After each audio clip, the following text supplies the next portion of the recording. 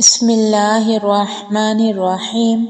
السلام علیکم ورحمۃ اللہ وبرکاتہ۔ حضرت ابو ہریرہ رضی اللہ تعالیٰ عنہ فرماتے ہیں کہ رسول اللہ صلی اللہ علیہ وسلم نے ارشاد فرمایا، میری امت میں سابقہ امتوں والی بیماریاں ہوں گی۔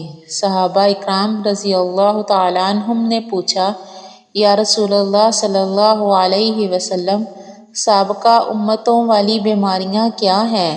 آپ صلی اللہ علیہ وسلم نے فرمایا، اکڑ، اترانا، مال جمع کرنا، دنیا میں زیادہ دلچسپی، ایک دوسرے کے ساتھ چھپی ہوئی دشمنی رکھنا، ایک دوسرے کے ساتھ حسد کرنا، بغاوت کرنا۔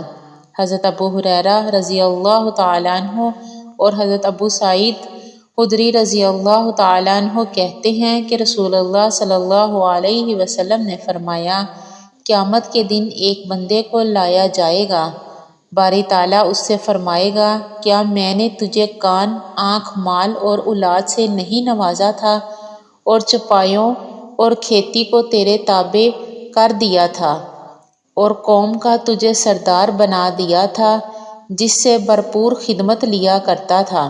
پھر کیا تجھے یہ خیال بھی تھا کہ تو آج کے دن مجھ سے ملاقات کرے گا؟ وہ عرض کرے گا، نہیں۔ اللہ تعالیٰ فرمائے گا، آج میں بھی تجھے بھول جاتا ہوں جیسے تو مجھے دنیا میں بھول گیا تھا۔